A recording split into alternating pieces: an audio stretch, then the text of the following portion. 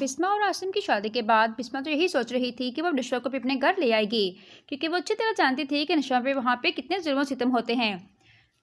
جب برہان عاصم سے کہتا ہے کہ وہ نشوہ سے محبت کرتا ہے، اسے شادی کرنا چاہتا ہے، تو یہ بات سن کر بسما اور عاصم دونوں بہت زیادہ خوش ہو جاتے ہیں اور کہتے ہیں کہ اب تو نشوہ کو اس گھر میں لانے سے کوئی نہیں روک سکتا۔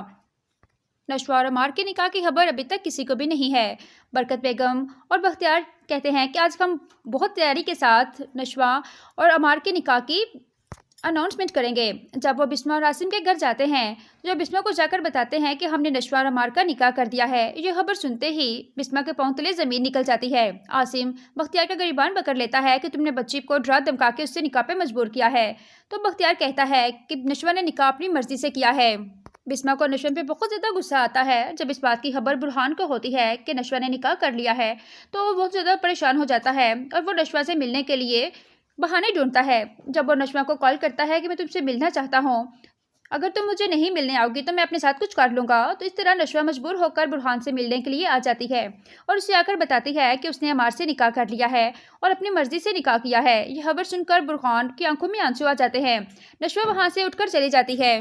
نشوہ اپنی ماں کی خوشیوں کے لیے یہ کروا گھونٹ بھی پی لے گی۔